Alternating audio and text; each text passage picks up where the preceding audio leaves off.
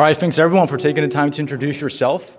I'm very excited to dive into it, and I've thought quite hard about the topic because there's so much we can talk about, right? Like we can talk about team, leadership, accountability, a lot of different things, but I decided to make it specifically around you, the CEOs of your company and how I operate, and not some tactics, right? It's gonna be like the basics and fundamentals that I follow personally day to day and the things that I uphold, and you can too. Because the lens that I basically installed as a business owner for myself, getting good oversight, knowing what's happening within the company and the moving pieces are the exact things that allow me to make the right decisions, right? Because I'm sure we're all familiar with, panicking and getting emotional, and then the solution is actually quite simple, right? So that's what I really want to cover today as to how I do that myself and how you guys can do that too. Cool? So we're going to be covering 3 topics. So you can see right here what we're going to be covering: 8-figure CEO operations for those who cannot read it all the way in the back, growing the team, leadership and accountability, and also practical strategies for your coaching business, right? And I could have done it on a whiteboard, but again, I believe that showing visuals and showing like how it actually is going on in practice will be the most helpful thing for you to actually implement in your business, right? So you can install it for yourself too. So a quick graph of our growth, and this is from last year, 2022. And I really do want to cover a lot of the personal side, but I've decided to mainly cover the business side. But you can see right here, in August 2022, we hit our lowest month, which was $470K basically in cash, which, is not for the everyday coach like the lowest month, but for us, since like it's our standard, it was the lowest. And the reason why, real briefly, just on a personal level, was obviously my health. And, I was basically living on 1 kebab a day and 1 energy drink a day, right? And that's not sustainable. But anyway, that's why I got Billy, who was also going to be guest speaking in a bit here, to cover that more in depth. But that made a huge difference for me, right? Because a couple of you too, you mentioned leadership. But how are you going to be a leader when you don't even show up for yourself in your own personal life? Like, how can you be a leader when you're not keeping the promises you make to yourself in your own personal life? It's going to reflect into your business, and you'll see it really, really fast, right? And that's what I saw. So I decided to basically make a change. And it didn't start with a strategy. It didn't start with a cool email. It didn't start with a mission post. It started with making sure that I started to take care of myself with going to bed on time, eating the right meals, waking up on time, and keeping the promises that I make to myself, executing the values that I uphold for myself as an entrepreneur too.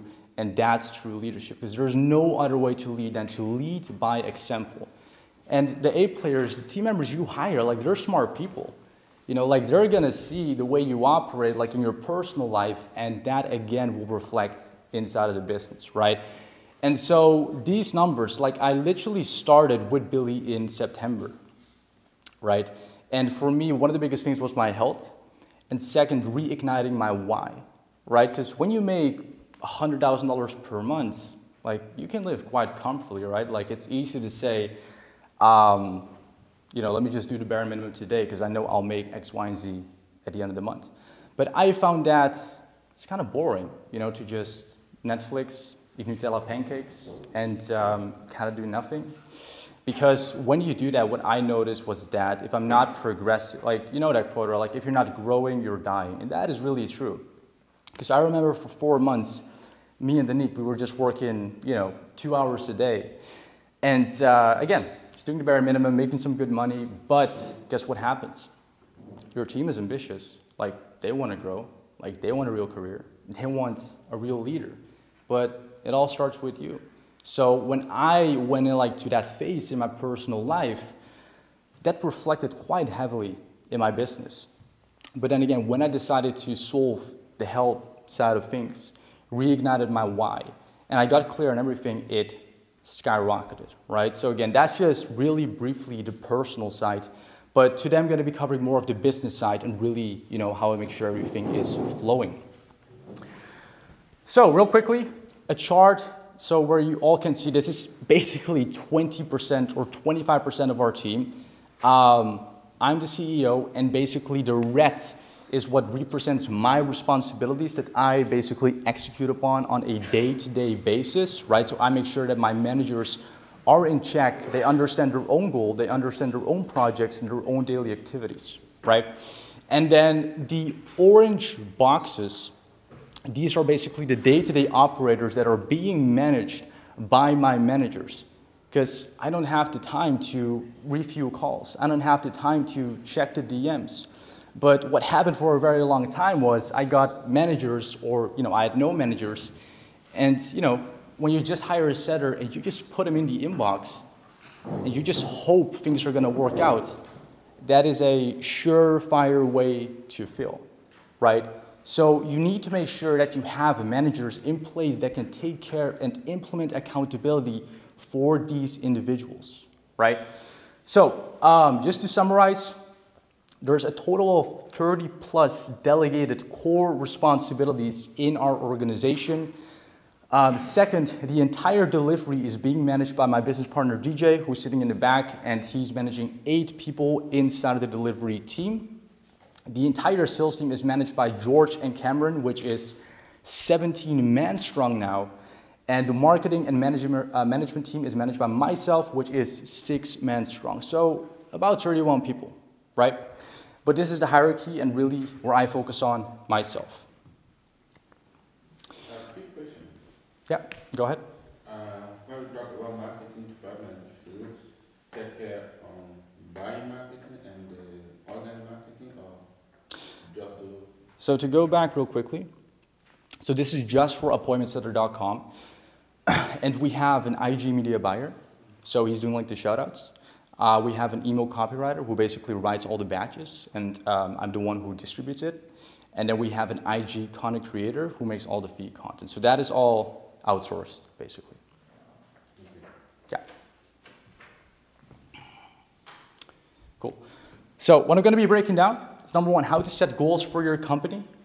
Second, how to create projects for you and your managers. Because if you have managers right now, like, you should teach them also how to set goals for themselves, for their own divisions, and how to set up projects that move the needle forward. And this took me a very long time to learn, because it's cool if you plan, you're clear on your goals, but are your team members clear on their goals? What they should be doing on a daily basis? What projects are gonna allow them to move forward in terms of growth and career growth as a whole, right? So we're gonna be talking about that, how to create your daily activities, how to have a good overview of the daily operations, right? Because I remember when I was booking sales calls, or my setup was booking sales calls, I'd have to log into Calendly every time, and there were these 5 pages, and it was just not oversightiful at all. I had no idea what was going on. So you need a good overview, and I'm going to show you that today. Also, how to manage your time, how to hold your team accountable, and how to make your life a lot easier by hiring an executive operator. So this one is very simple, but common sense isn't common practice, right? And when you go into a new month, it's really important you're clear on your goal, right? Very often when clients have an issue and they're like, "Bass, I don't know what to do," I ask them, well, what's the goal, right? And usually they don't know what the goal is. And it's a quite simple case of, if you don't know what you want, then you don't know what to do, right? So you got to get clear on that. And my own way of planning is, number 1, I plan monthly only. Like on YouTube, if you find a video, it's usually think 5 years ahead and, make a plan. But that usually doesn't work out, because a lot of things are moving on a month-to-month, week-to-week, daily basis, which the practical results that get breeded usually change the next month. So it doesn't make sense to plan always too far out and too rigid, for the next month or the months to come. Okay, so I plan monthly only. I create my goal, projects, and daily activities. And I'm going to show you a visual right now of how I do it. So you can see this is literally Apple Notes, right? I just go to my Apple Notes. I set a goal for the month. So you can actually see this was for December. And I set it for both companies. And then what I proceed to do, and we can go more in depth, once I finish this presentation and help you guys with your project, but just to cover this, the projects are the big moving needle pieces that allow you to execute upon leveraged activities, right? So an example is prepare a shout out spend for December, as you can see on the screen. Make sure my content creator also starts to learn media buying so we can get even more traffic to our Instagram. You know, and a bunch of other basically activities that allow us to, you know, drive the revenue onwards. Underneath, daily activities. So as you can see, I basically do 4 things day to day, right? I work right now, and I did the math, and I'll show you guys a little bit later in the presentation. I'm working on average like 10 to 12 hours a week for appointmentsetter.com, and the business is generating $500,000 per month, right? And then lastly, a to-do list, right? So things that I cannot get to, but I still need to do. So like that comes down to prioritizing. So to summarize, creating a clear goal, creating projects that help you as well as your team move to the goal, creating the most valuable leverage you can pull on marketing as daily activities. And we're gonna go really deep on that one because so many people do not look at data, right? And we all try a bunch of different things, like we do email marketing, organic marketing, but we never really look at the output it really delivers. For example, if you send out an email and you book 10 meetings, but you had no awareness that it booked that many meetings, then you cannot narrow down on it because you don't have the awareness of the fact that this is actually moving the needle, right? So we're gonna go deep on that too. And essentially creating a to-do section.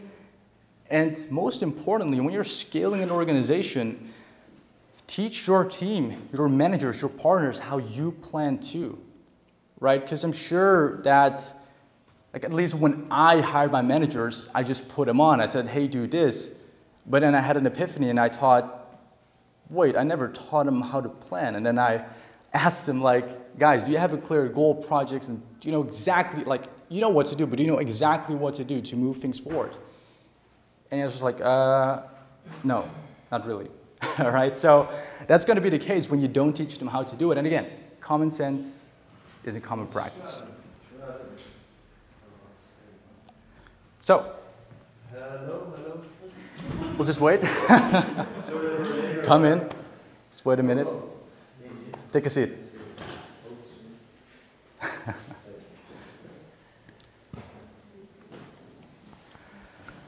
Cool. Okay, so second, having a clear oversight of what's happening in the business. Who can confidently say right now they know 100% what's going on in their business? If that's you, raise your hand. One person? Okay. Who believes they can improve upon getting good oversight in their business? Raise your hand if that's you. What do you mean, Bash, but like what are they doing on a daily, weekly, monthly basis? Is that what you mean? With oversight? Yeah, what do you mean, like the numbers, the activity? With oversight, just, when a sales call is booked, do you get immediately notified by like the Slack channel, for example? Yeah. Or, when it comes down to your sales rep, their calendars, do you have access to their calendars, right? And maybe you do on Calendly, but as you and I both know too, when you go on Calendly, you got to go like to teams and then users and then this person, right? So having good oversight just like in one platform, basically. Yeah. Okay, cool. Guys, so we got work to do, obviously. So very excited for it. So I'm going to show you guys what I use myself, and you guys can start using too. And again, once this presentation is finished, later on I'll help you guys implement all of this. What I use for basically the daily oversight, the weekly, monthly, and quarterly basis. And I'm going to show you a visual right now, and also the name of the software, which I believe all of you almost know, which is Slack. So I use Slack so I can see basically what is happening on a daily basis. So let me pull up a visual. Cool. So you can see right here, we got a bunch of channels. We got canceled calls, we got incoming payments, we got sales calls. And this is very simple. And by the way, like there's all automations, right? So the moment a call cancels, I can see it, I get notified, my setter can reach out to the person, reschedule them, right? But imagine not having that awareness, the opportunity cost of that. Or when I see the sales call channel like pop off like 100 times in a day, then I know the setter team, the marketing team is doing an amazing job. But if it's quiet and there's no notifications, then I know, well, guys, like, why are we not booking any calls, right? So I'll go to the setters, I'll look at like, well, am I doing my emails? Am I doing the things that I need to do? Or, you know, I'll just troubleshoot. Like, it allows you to get a good pulse on your business, right? So the Slack channels are incredibly valuable, and I'll show you basically what happens in the sales call channel. And so the moment a call is booked, again, very simple, but you can see right here, it says with who it's with, the name of the prospect. It basically shows the income they make, because we, with the B2C, we only qualify on one metric, and that's if they're from a first world country or a third world country. If it's a third world country, we also look at the income and basically see what they make in USD. And if that looks good, then perfect. If not, we reach out, see if like they can invest by, you know, basically using an SOP. But the most valuable part about all of this is the tag right here that you may not see, but it says EMD, which stands for email den. And when I see 20 calls come in from an email we just sent out, I'm like, well, I should do more of that, right? And usually I'd send one email a day, but then I realized, wow, like every time we send an email, we get 20 calls, right? So then I decided to basically also do it at nighttime, so 6 hours later. But you can only make such decisions when you have access to data and you know what is happening within the business. And by the way, this is not just helpful for you as the CEO. This is also very helpful for your team, for your marketing team, right? Because then they can see, well, email marketer, for example, my emails are killing it. Was it a short form email? Was it a long form email? Was it a case study?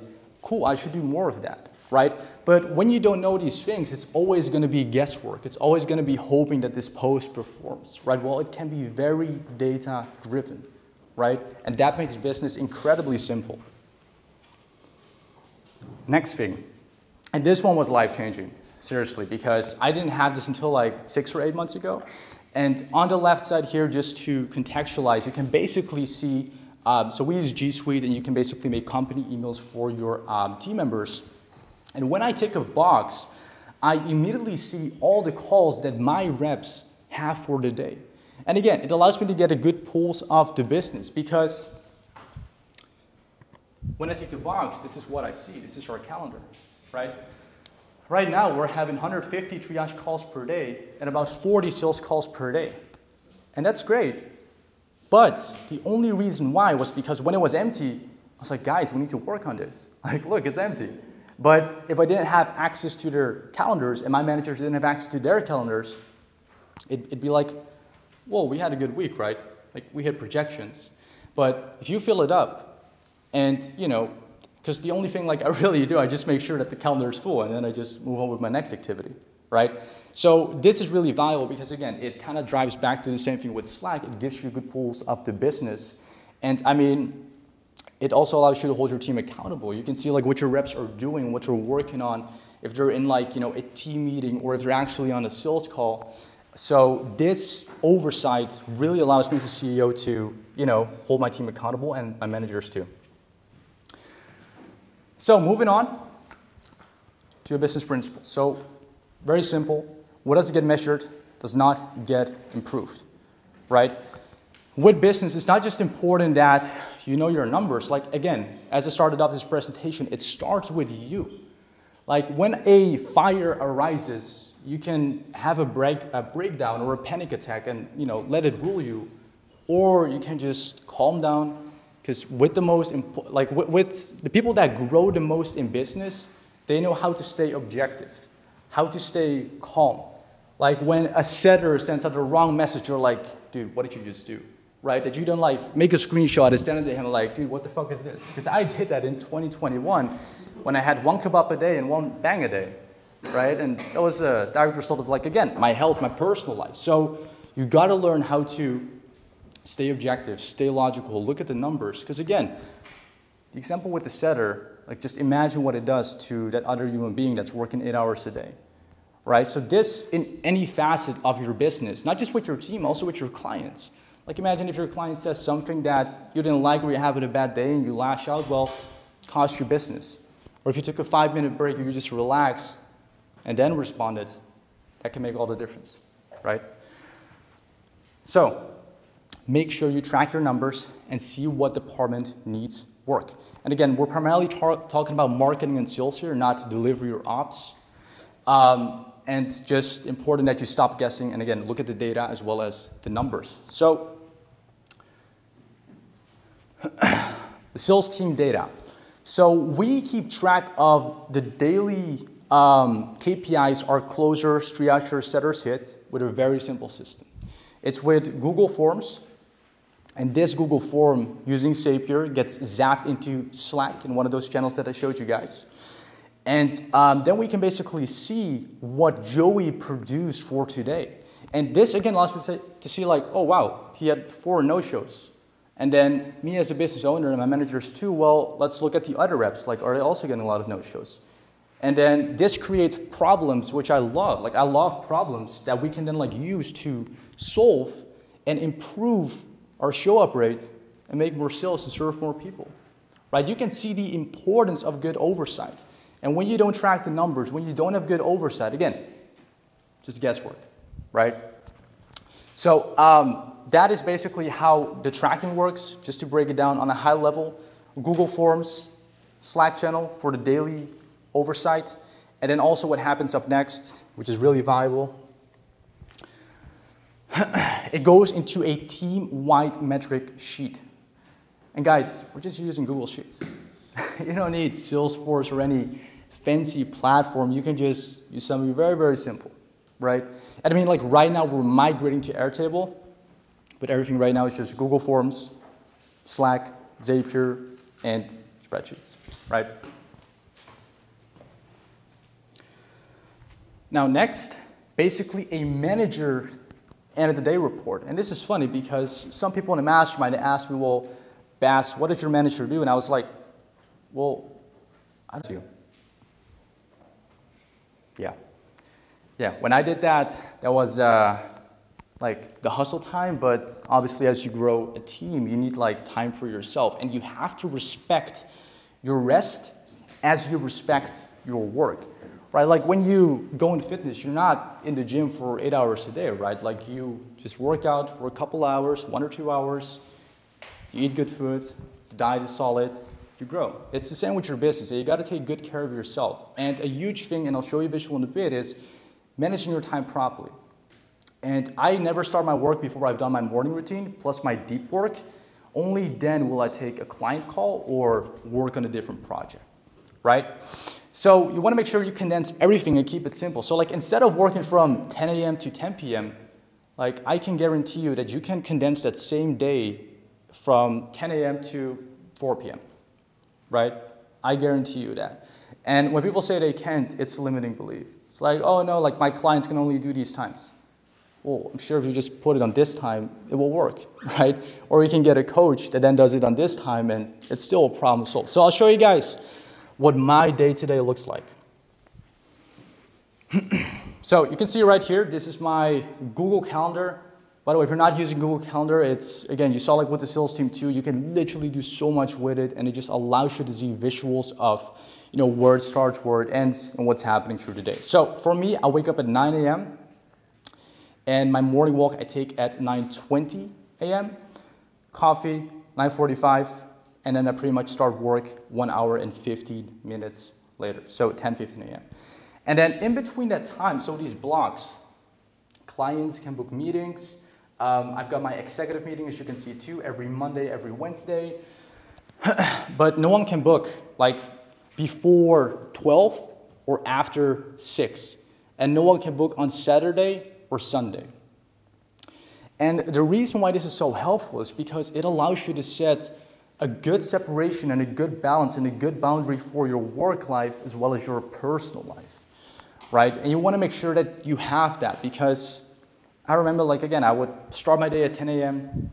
I'd have only one call in the day, but my Q&A was at like 10 p.m., so I couldn't do anything for the rest of the day, right? Like, I couldn't go out and like go to dinner with Danny or, you know, go to the cinema or whatever. It was just that one thing that also not only that allowed me to go, but you can't really rest because you still have to be like in a mindset to coach people or to help your team. So make sure your time management is good, because this allows you to always stay sane, sharp, and most importantly, consistent, okay? And then after my deep work, or my meetings, so from 12 to 6 p.m. in my day, and then either I will work a little bit more, or just relax.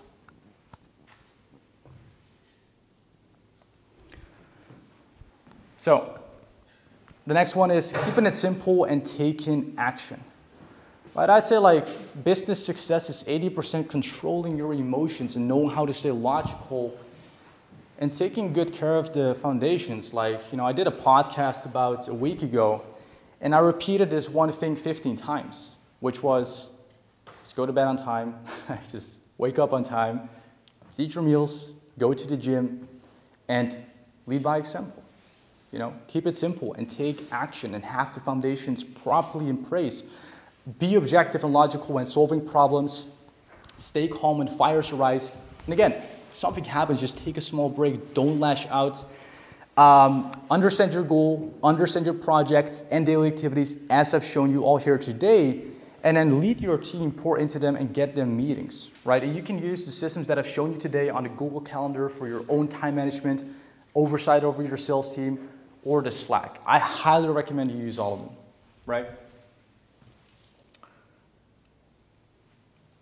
So yeah, this is how I manage 30 plus people.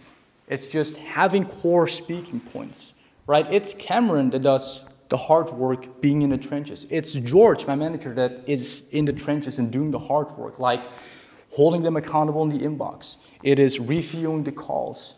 It is making sure that, well, I didn't even really cover this, you're working with people, like they also have things going on in their life, making sure you're doing a one-on-one call with them, making sure they're okay in their personal life, making sure they're in alignment to actually hit your goals, right? And we're going to cover that in a second too. Frank?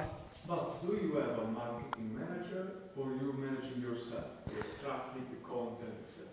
That's a good question. So my entire email list batch gets written out. My shout-outs are done for me. Organic feed content too. All I do is I distribute it. So the entire team is autonomous, but I basically do the distribution. So you talk directly to the traffic manager, to the copywriting manager? Yeah. Okay. Yeah, that's correct. So to recap, be clear and focused on your goal for the company. Just set one simple, tangible goal and make it a mission for the month, right? Ensure there's leadership and accountability. Ensure your projects are being executed upon. Make sure you know your daily activities, and I want to go a little bit deeper on this in the next few slides, and respect your own time and set boundaries as a CEO, right? Don't work 10-hour days where you could do it in 3 or 4, right? You're not going to move the needle anymore, and it's not necessary, right? At the minute, and I'll show you guys in a bit too, it's 10, 12-hour work weeks for appointmentsetter.com because I'm using the principles that I'm showing you today. And lastly, make sure things are aligned and autonomous, as well as moving forward. So that's just a question on the manager's aspect of things. You have obviously a closer and a setter manager. Yeah. How are you compensating them, or what's their incentive, or what is the focus there for them? That's a good question. So the closer manager gets 5%. Overlay? Yeah, over just what the closers bring in. Yeah. And then the setter manager gets 3%, but George right now gets 4%. As well as the base, as well as obviously, do they do their own work or do they just manage it? Do they make their own sales calls or do they set their own appointments or what it is? No. Cameron doesn't take sales calls anymore. There's no base either. And George doesn't do any setting anymore either. So it's just full-time management. Just comms. Yeah, just comms. Eat what you kill. Yeah, I mean, they made some pretty good coin last month. I mean, just to give you guys a figure, Cameron made $18,000 last month, and George made $23,000 last month. George is balling. He is balling. Cool.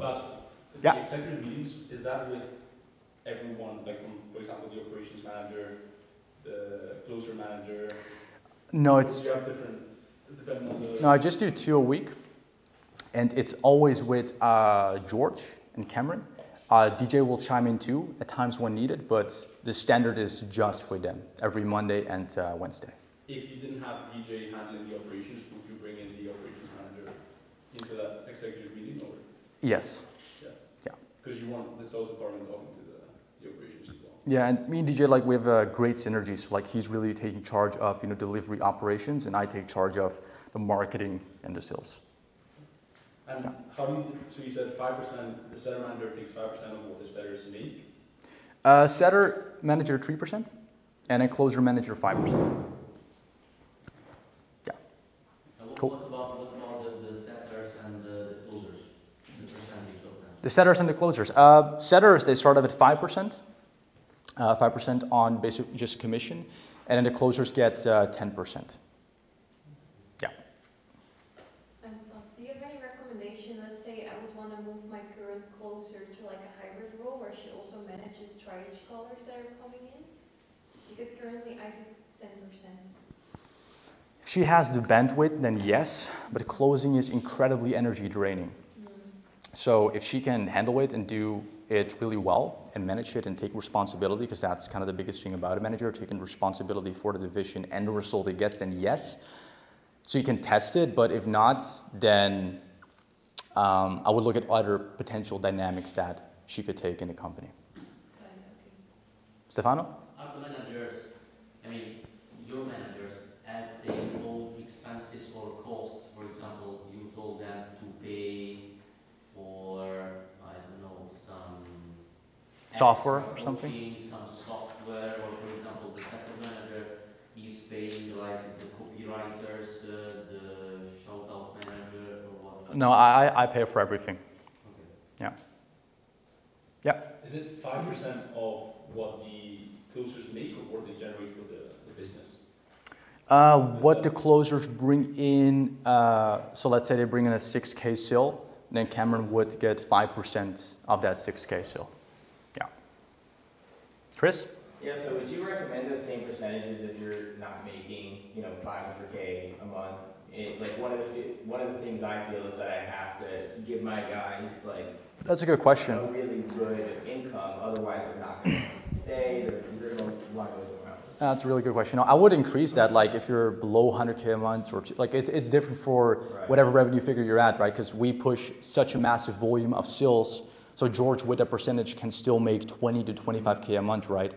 I remember at the beginning, like I gave my setter, Tom Rees, which some of you may know, I gave him 10% over sales that he would set up as an appointment. And he was a 19-year-old kid and he made $30,000 in 1 month when we were scaling that rapidly, right? So that didn't make a lot of sense. But, because we were below, we started at 10%, right?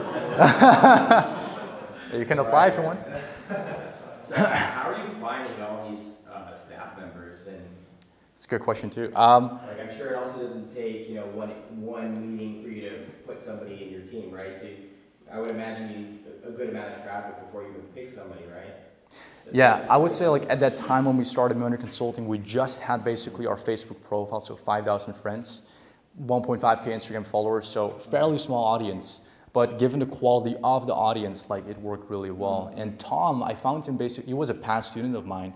Yap too, past student of mine, like with my previous venture agency coaching. That's how I found him. And for any of you guys too, like you'll find your best hires within your own communities. Why? Because they believe in you and in what you do and in your brand. And I've got hundreds of people offering to work for me for free.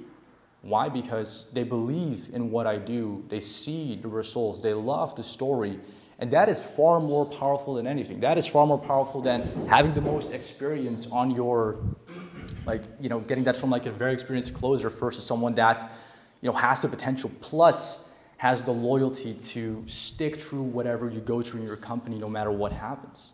Like that is so much more valuable.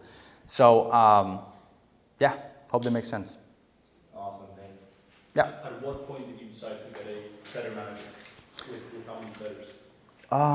I'd say at three appointment setters. At 3? Yeah, but the beautiful thing is like usually one of those 3 will be able to become a leader plus is a top performer, or if not, then you can pretty much promote one of your existing setters to a lead in so the setting and the managerial role at the same time, or? In the short term they could. But the moment your setter team starts to grow even more, like full-time management is important.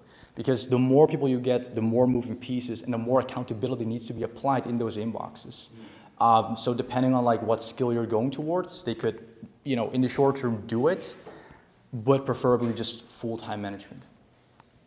Yeah. Frank?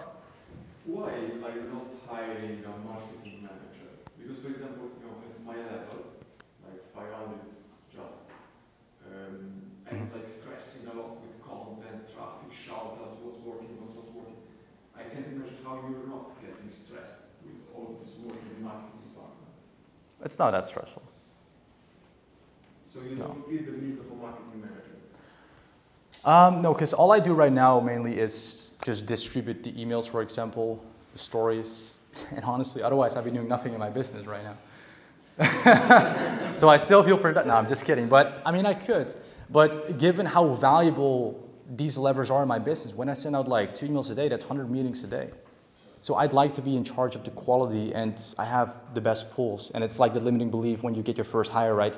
No one can close like me. No one can sell like me. Well, trust me, there's people out there that can. I wouldn't say I necessarily have to with the marketing, but I partially have. I mean, I just do.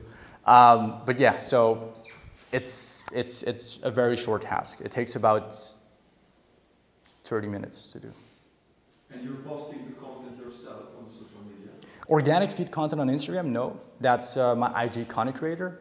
But I do the emails, the stories, and that's it. That's it. Yeah. Cool. All right. So up next, working on the business and pouring into your team. So we got a pretty big sales team, right? Like we got 17 people. And then if you include the managers, almost 20 people, so that's 19. And I just have 2 meetings with my managers to create the goal for them, for their divisions, create projects, and delegate the heavy lifting to them and the team. While I ensure the decisions and projects I delegate result in growth. So like when I'm sitting there with my Apple Notes, I make sure that the projects I create are valuable and move the needle. It's those things that make all the difference. Because we all have access to Instagram shoutouts. We all have access to setters. We all have access to reps. We all have access to managers. But how many of us actually get to the goal in a very short time frame? And I mean, it's not about doing it in the short term, but when you do things in the short term, it shows growth quite well, right? So that is really important that you as the business owner, the CEO, you know how to create that for your team. Right? Because again, it's a perfect example of leading by example. And that's why you got to be in the trenches here and there too.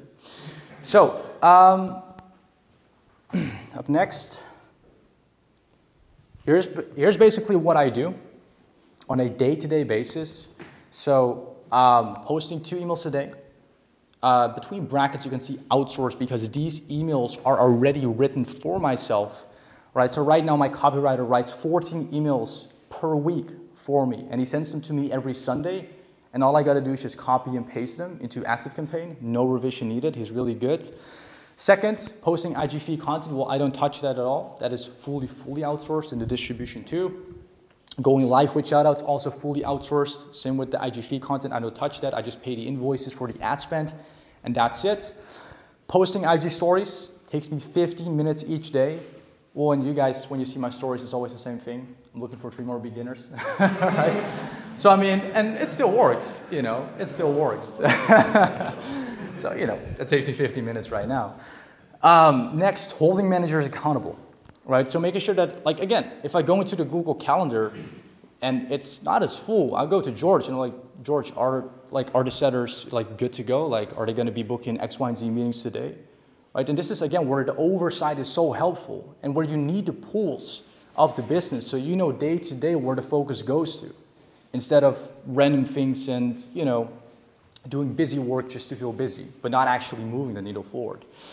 So, holding managers accountable, attending executive meetings. So we have to, each one is an hour long, but usually we just do one that is an hour long and the other one is basically to check in on the projects we go over in that week. So we basically have one set up an execution call and the other one is check-in and accountability and then making sure by the end it's completed. And then lastly, just speaking with the team executives over Slack, which is usually 15 minutes per day. Mm-hmm. Another question. For what concerns like daily activities like cooking or washing the house, washing dishes, I know if we're going to cover this part, but... You mean for your personal life? Yeah. Yeah, I mean, I've got the nick. She helps with it. I mean, obviously she's my business partner too, but I mean, if you don't have a Nick, then I would just hire, chef, cleaning lady that can come over like a couple times a week. Yeah. So you don't have it? No. You're doing it with nice. No. Even my life is outsourced right now. Yeah. Oh, I have No. also a question. Yeah, You said go ahead. you don't write emails, but you get them every Sunday, and then you don't check them, but you upload them in ActiveCampaign. Yeah. But why don't you outsource also that? I mean, I do basically check them because I copy and paste them, so I read the email. But again, if my copywriter is making just a long form content, but I want to do one long form a day, one short form, because the long forms get me like 20, 30 meetings per day per email, but the short form gets me like 60 to 80. So I still want to be in control of that instead of outsourcing it. And yes, I could technically teach it to him, but I just like for now having that control until something else keeps me just very, very busy in the business. Yeah. So do you also have a daily team meeting with your team members, or just do Cameron or?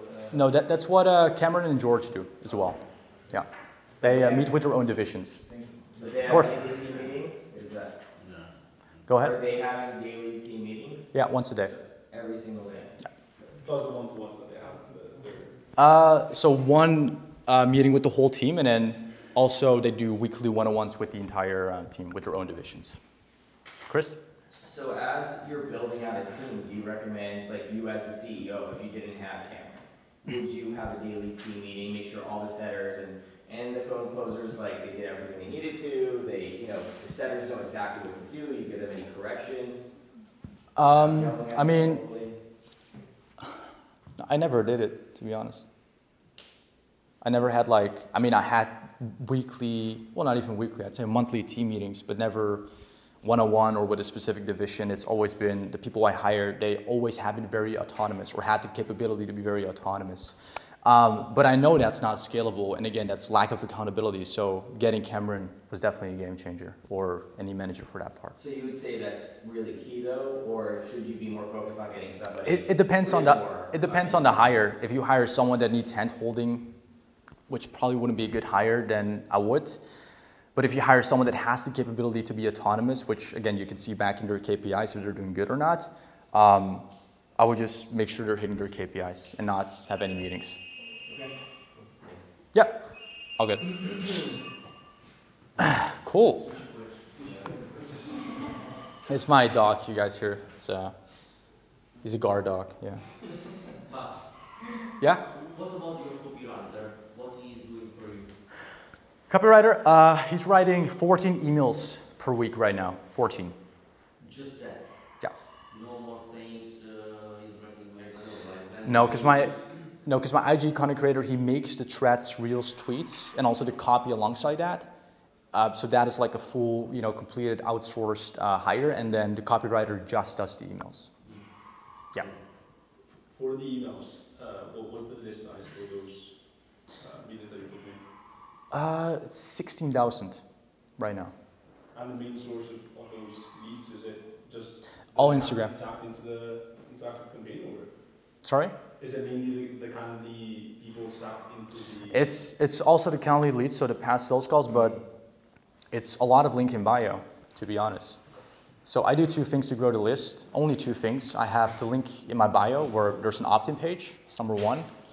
And when we get like a big shout out day, our list grows with 2,000 people, right? So that's a huge thing. And the second thing is basically an IG story. So if you go to my story right now on Instagram, _, it's basically watching the free training. I'll get like a few hundred emails from that too. So it builds really, really simply with just those two things. You send them to the training every day, or? Yeah. And we also get meetings from it. So it's basically opt-in, video, testimonials, book a call, and that's the format. Yeah. Where's your attention going this year, Ash? Obviously, attention is moving from platform to platform, in and out and up and down. Big thing at the moment is obviously that's a good question. Yeah. Facebook has taken a back seat for the time being. YouTube is obviously second in charge, and it's going to be TikTok. Where do you push and what are you looking at? What are you doing? So we've also, and I haven't shared this, but the Nick's profile too is booking 100 calls a day. So my intention is to just scale more profiles and see how we can do that. Yes, she's just out right now, but it's a very just like copy and paste strategy almost with the IG shoutouts, you know. So like for example, your right hand man Juan, if he's a good marketer, or maybe anyone else in your team, my play is going to be to grow more profiles. Like maybe if DJ too wants to start marketing, like we'll grow his profile, and it's been such a simple strategy. So that's the main play. Do you feel that for the IG and the specific shoutouts, it is predominantly from you're a 9-to-5er coming, obviously do a new online career, or like you see that across every industry, every platform? I would say if you want to grow a second profile, for instance, let's say you were to do that with like maybe a partner, then you could just like use the ads that work for you that Jeremy's making, but then just like with Juan's name or another partner's name and just grow that brand too. Yeah, it's becoming a trend. A wider range of people. Whereas for me, I'm very specific with what I do and how I do it. I believe that if once you grow your profile and there's proof of concept there that you could duplicate the ads with Jeremy's help for perhaps, you know, another person's profile, so Juan or maybe someone else, and then just like basically applying the same play. Because you got a lot of pages, because we're not just like on entrepreneur motivational pages, we're on masculine pages, stoic pages. The best performing pages are meme pages, not even kidding. And that's where a lot of our sales come from too. So yeah, you had a question, Frank? Yeah. What motivated you to start a new profile instead of doubling the budget on the first profile? The sector's cut or what's taken away? So why I started the second profile? Yeah. Why instead of it? So do you mean for Danique or do you mean for myself, the boss slot one? What? Do you mean like for Danique, why we're also growing her profile? Yeah. Right. Well, I'd say the biggest reason is because I got chat restricted for 7 days. And then for a week. And then for a month. So we couldn't send DMs for a month. So I had to make email work, to be honest. That's like also why we're booking as many meetings as we are from email. But because we were chat restricted, so we tested it. I was like, let's just test it. But then I saw like, holy cow, we're getting 100 meetings a day from her profile, like with the setters. And the email list is growing. Like, holy cow, that is pretty crazy, you know? You have new setters on the profile. Yeah, also 2 setters. Cool. What's his IG? Sorry, what's his IG? Danique's IG? Yeah. DANE.Z. Or you can just ask Danique too. Yeah, you can also look at the people I follow on Instagram and you'll find her. Yeah. Do you find with using Danique's profile, you get more female applicants with that? Yeah, like surprisingly 50%. Like DJ, how many, like if you had to segment it from 100% like, you know, male and female, how many female students do we have and how many male students would you say we have in NAS? I'd say 30% female, 70% male. Sorry, how much? 30% female, 70% male. Sure, okay. It is growing, like more females are coming in. Yeah. Probably 20% from the Nick's profile. I assume they're really more. So Yeah. That's one question. How do you do that with, because like it's a personal brand at the end of the day, right? And then if for example, if you grow Danique's profile, but then Danique is not Yeah, no, I mean, it's, I know what is that too, but it's very simple because I have not been involved in delivery since day one. Like, however, we do the marketing and sales and it's appointmentsetter.com, but DJ takes care of delivery. So I just believe that beginners, 9-to-5ers, like they don't really, to be honest, like of course they care about their brand to a certain extent, like you gotta trust the person, but they just really care about getting the job, learning the skill, and making sure that we're delivering on that for them. So that really outweighs the, oh, I want you to coach me, like kind of thing, right? So that's what I've seen. Yeah. Cool. Are you going to be using the Facebook group, appointment setter Facebook group, to get leads, or are you going to be stopping getting leads into the Facebook group? And maybe 8 to 12 months from now. But for now, like, because it's an unlimited skill, like the IG profiles, we're just going to focus on that for now. Yeah. Are you running IG shoutouts also for Danique or not? Yeah. Yeah, we're doing 50-50. So 50% of the ad spend goes to my account, and then 50% of the ad spend goes to the other account. Okay. And how did you divide the activities that you post?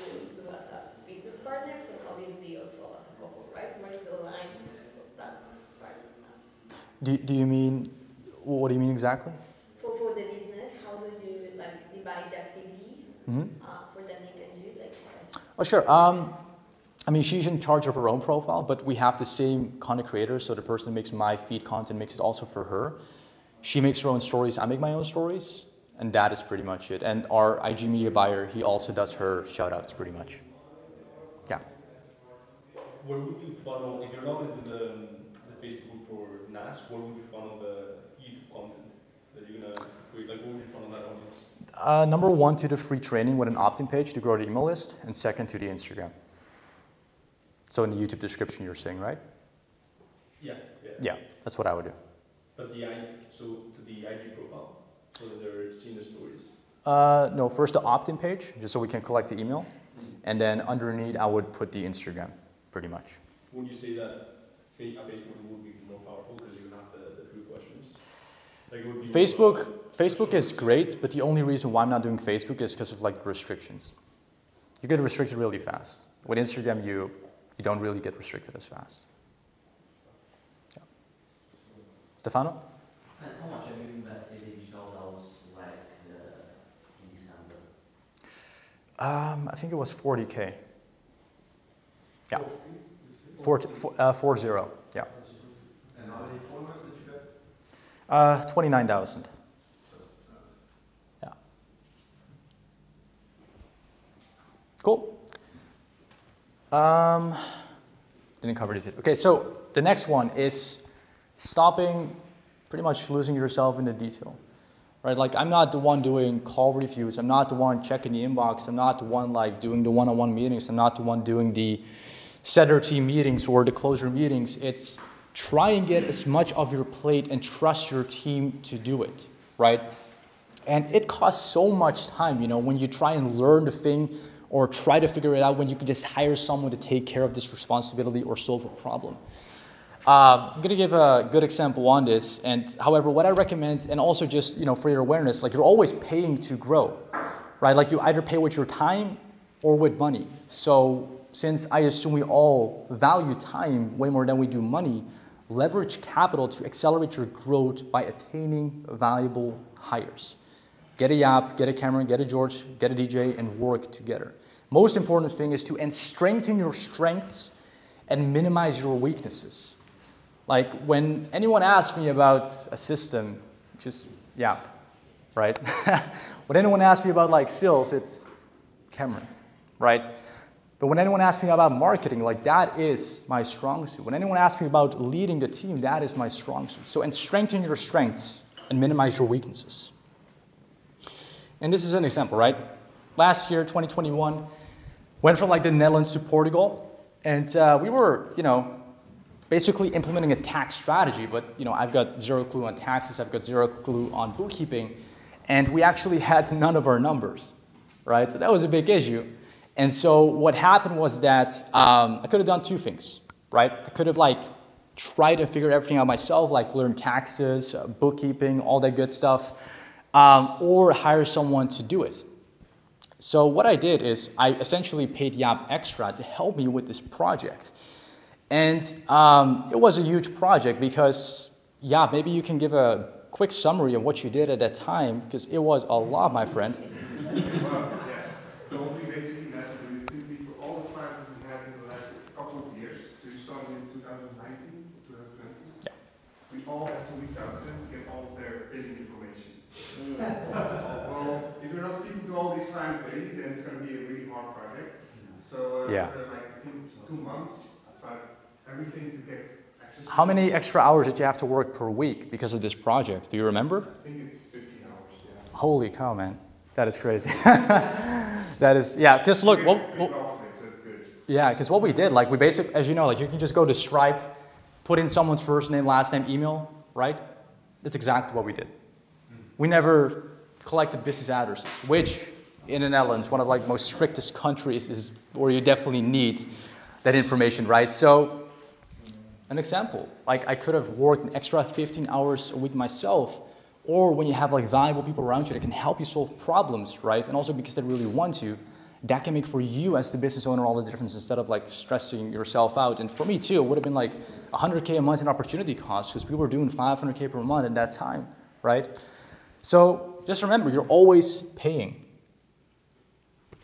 So last one is get a job.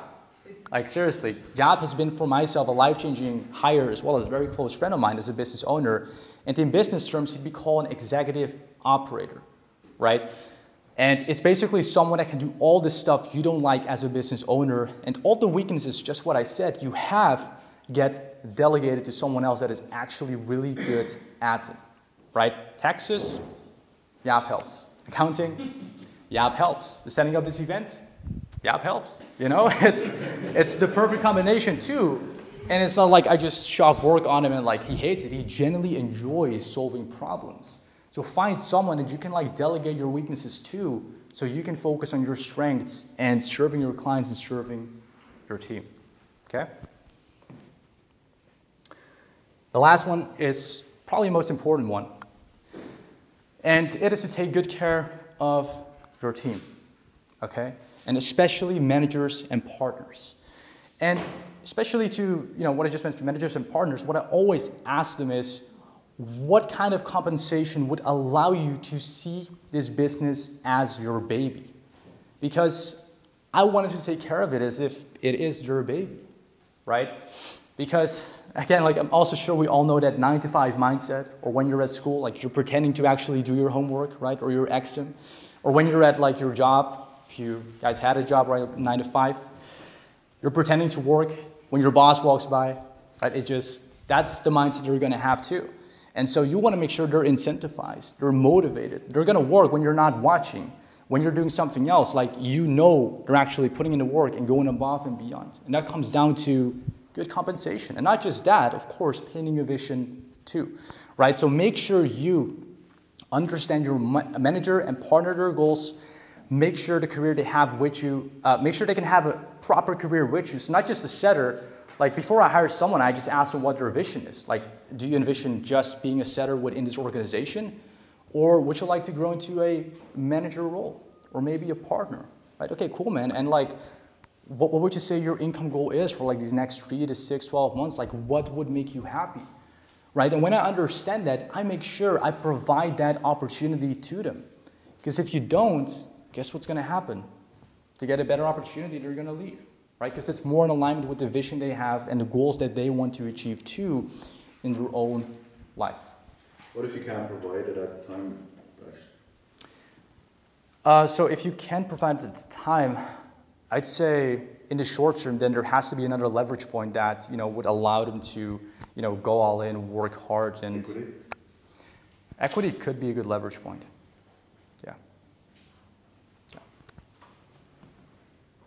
So. Action step for the next 10 minutes. I want you to basically digest everything we just spoke about here today. So if you guys want to do it on your laptop or on the notebooks we have here on the kitchen, you can do that too. Then I want you to note down your goal, projects, and daily activities for the next 30 days. I'm going to walk around everyone, help you guys out.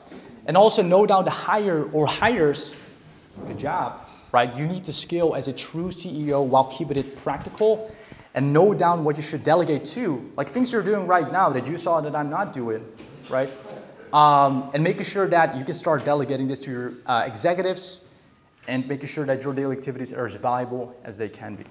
Cool? Yes. Also, sweet.